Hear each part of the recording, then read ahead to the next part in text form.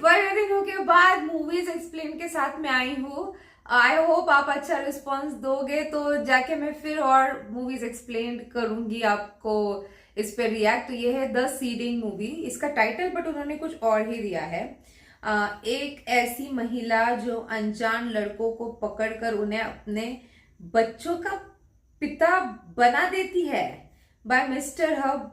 Explain है ऐसा क्यों करती है? ये कौन सा शौक है भाई?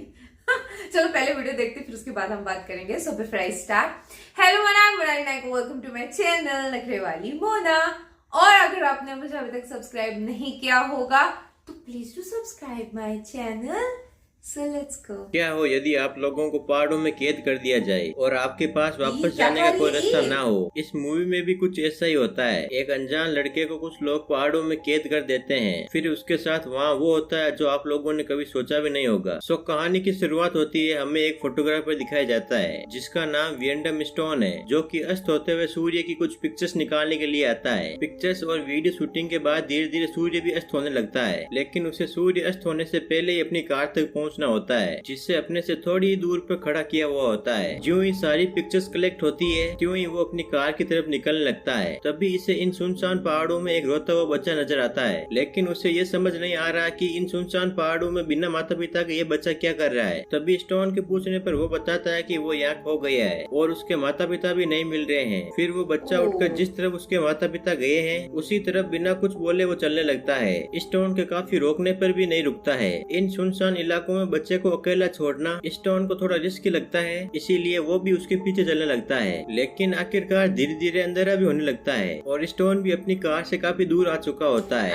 लेकिन वो बच्चा अभी भी रुकने का नाम भी नहीं ले रहा है। इसीलिए थक हार कर स्टोन को ही रुकना पड़ता है और वापस अपनी कार तक जाने का डिसाइड करता है। उस बच्चे का पीछा करते करते हुए वो अपनी कार को खोने की कगार पर हो गया था। उसे नहीं पता होता है कि मैं किधर जाऊँ और कहाँ जाऊँ, लेकिन तभी वो बच्चा स्टोन को देखकर मुस्कुराने लगता है। तभी स्टोन भी उसे देखकर बोलता है कि एक काली है, मुस्कुरा क्यों रहा है? तभी स्टोन ये देखकर समझ जाता है कि और ना हो कुछ ना कुछ दाल में जरूर काला है, ये किसी की चाल भी हो सकती है। इसीलिए स्टोन वापस अपनी कार की ओर जाने लगता है, लेकिन उसे काफी देर हो चुकी थी और घना अंधेरा भी हो जाता है। इसीलिए वो आज रात यहीं पे बिताने का डिसाइड करता है। तभी उसे कुछ आवाज सुनाई देती है और उन आवाजों का पीछा करते हुए उनकी तरफ जाने लगता है। वहीं वो देखता है कि एक बहुत ही गहरी खाई होती है जिसमें उसे एक घर भी नजर आता है, जिससे वो सोचता है कि यहाँ पर मुझे कुछ मदद मिल सकती है। इसी मदद की आशा से एक लंबी सीढ़ी से वह नीचे की ओर जाने लगता है और उस घर के दरवाजे को नॉक करता है। बार बार नॉक करने के बावजूद भी उसे कोई रिस्पॉन्स नहीं मिलता है। इसी कारण थक हार कर वो दरवाजे को खोल ही देता है। दरवाजा खोलते ही वो एक सुंदर लड़की को देखता है जो खाना बनाने में बिजी होती है और उसे पता सब कुछ होता है, और वो स्टोन को बोलती है कि अंदर आ जाओ और हाथ मुंह धो लो, तब तक मैं भी आपके लिए खाना परोस देती हूँ। ये सुनते ही स्टोन के तो हाल बेहाल हो जाते हैं और वो शॉक्ड हो जाता है और बोलता है कि हैं, इसे कैसे पता मैं आने वाला हूँ? तभी स्टोन उससे बोलता है कि यहाँ मैं खो गया हूँ, मुझे लगा कि यहाँ मुझे कुछ मदद मिल सकती है, इसीलिए मैं यहाँ आ गया। फिर वो लड़की स्टोन को अपना नाम अलीना बताती है और वो स्टोन को बताती है कि यहाँ मैं अकेली ही रहती हूँ, बिल्कुल तुम्हारी तरह। ये सुनते ही स्टोन एक बार और अचंभित हो जाता है, कहता है कि मेरी माँ, मैं तो अभी अभी यहाँ आया हूँ तो मेरी तरह कैसे हो गई? फिर अलीना उसे खाने के लिए इन्वाइट करती है और उसे भी भूख लगी थी, इसीलिए बिना शर्माए खाने के लिए बैठ जाता है और उसे सारी बातें बताने लगता है कि वे कैसे आया और कैसे यहाँ फंस गया। लेकिन अलीना उसकी बातों में कोई दिलचस्पी नहीं लेती है और अपने खाने को खत्म करने में लग जाती है। फिर वो स्टोन को कहती है कि रात बहुत हो गई है, तुम चाहो तो यहीं सो सकते हो। अब स्टोन के पास कोई दूसरा रास्ता न होने के कारण वो भी यहीं सोने का डिसाइड करता है। उसे पता था कि यहाँ मैं किसी को भी नहीं जानता हूँ, जाऊंगा तो कहाँ जाऊंगा, इसीलिए वो रात यहीं सो जाता है। फिर अगली सुबह अलीना तो सोई हुई थी, तभी स्टोन वहाँ से उठकर जाने लगता है बिना कुछ बताए हुए। लेकिन जब वो घर से बाहर निकलता है तो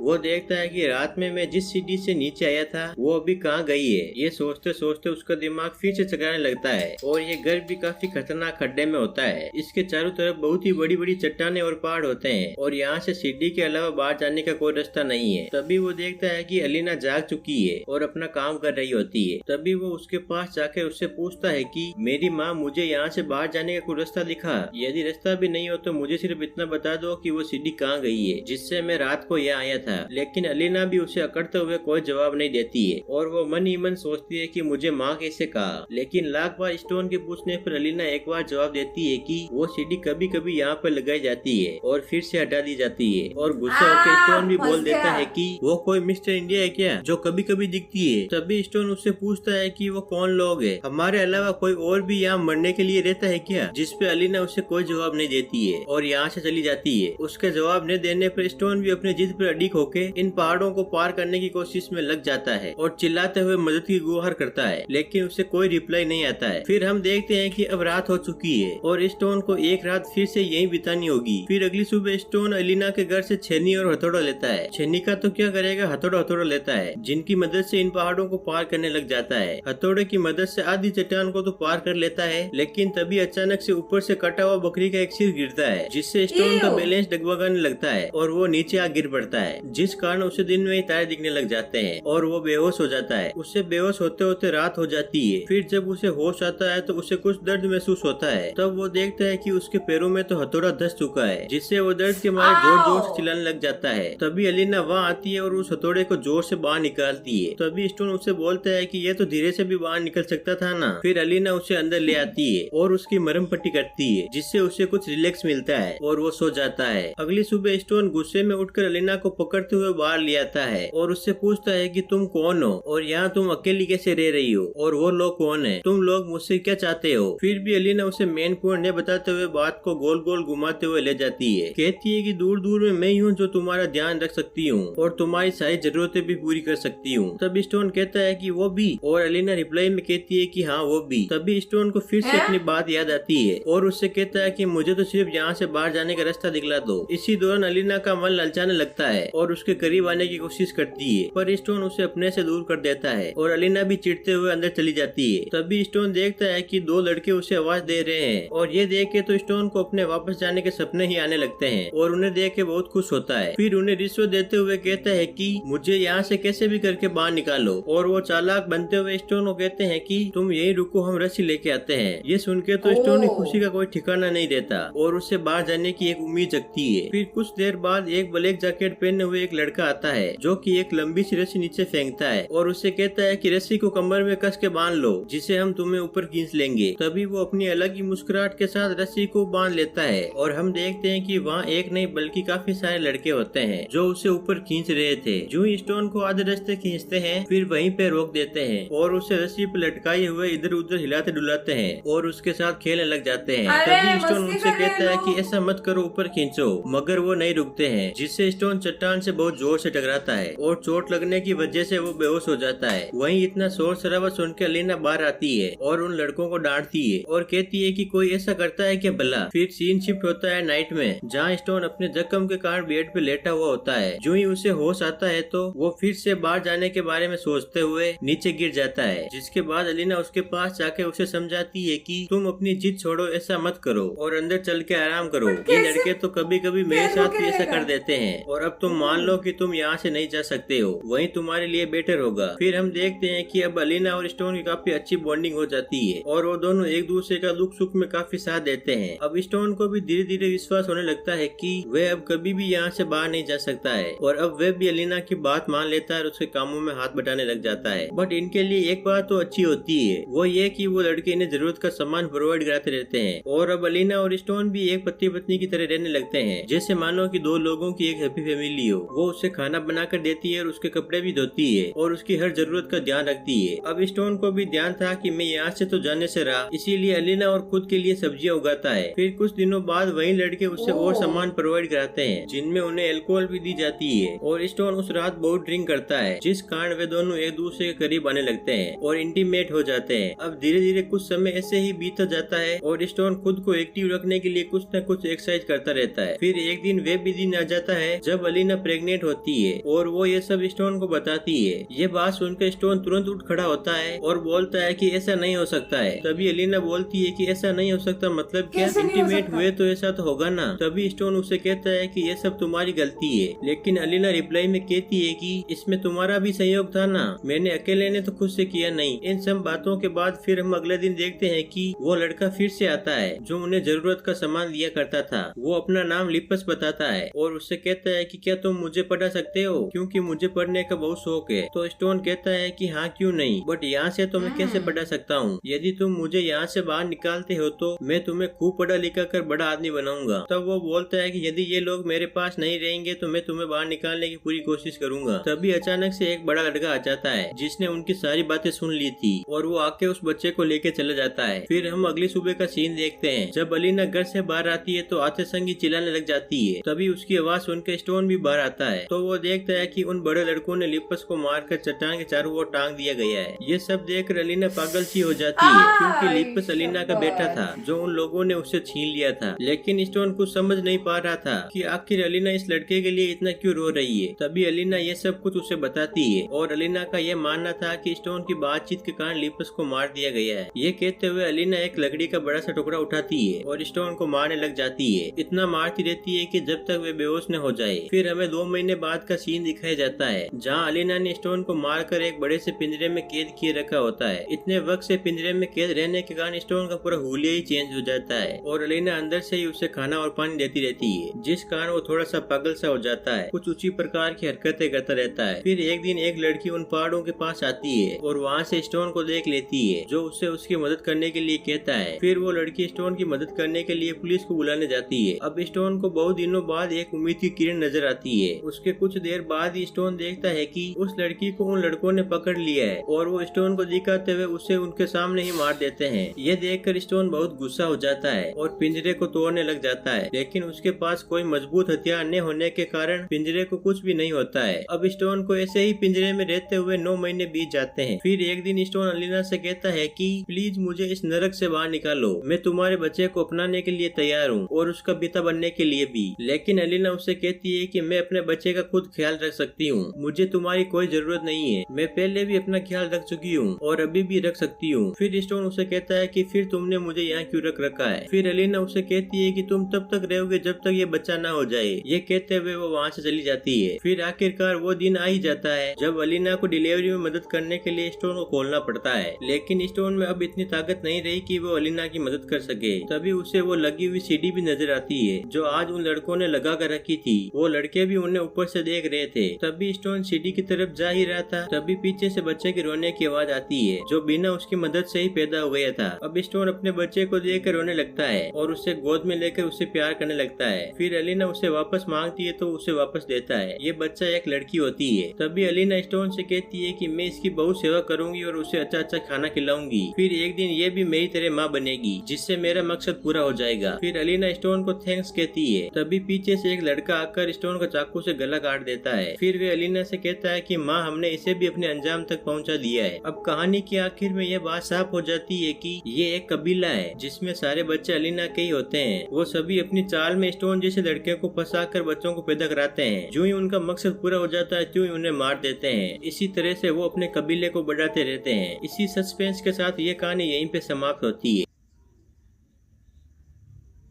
इस सब में उनको क्या मिल रहा है बट ये करके वहां पे एक कबीला तैयार करना, किसी भी आदमी को पकड़ के बच्चा पैदा करना।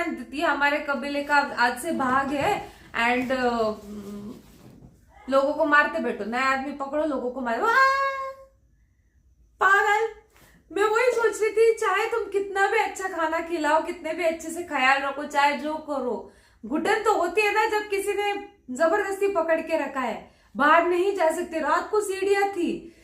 सबसे पहले उसने वही गलती की, उस लड़के के पीछे पीछे आया वो वहां तक, ठीक है। एंड देन फिर रात हो गई तो रास्ता भूल गया एंड गाड़ी तक पहुंच ही नहीं पाया। And then this is the another trap जो सिर्फ कैसा खतरनाक था वो घर नीचे एकदम। फिर जो भी उससे बात करने की कोशिश करता है, मदद करने की कोशिश, उसको मार दिया जाता है। वो लड़की मदद करने की कोशिश करी तो उसको इसकी आंखों के सामने मारा। माँ कसम, इतने सालों तक वो पिंजरे में रहना एंड एवरीथिंग। या कबीला, खुद का कबीला बना रही है ये। देवा पति की जरूरत नहीं है उसको सिर्फ बच्चा पैदा करना है, कबीला रेडी करना है, बच्चा पैदा करना है, कबीला रेडी करना है। आई शपथ। आप और भी ऐसे मूवीज एक्सप्लेन देखना चाहते हो तो इस वीडियो को जितना हो सके लाइक करो, कमेंट करो, शेयर करो गाइस। हो सके तो सुपर थँक्स भी देना, मेरे चैनल की ग्रोथ के लिए हेल्प हो जाती है। बाकी परत मिळालेचा बाय।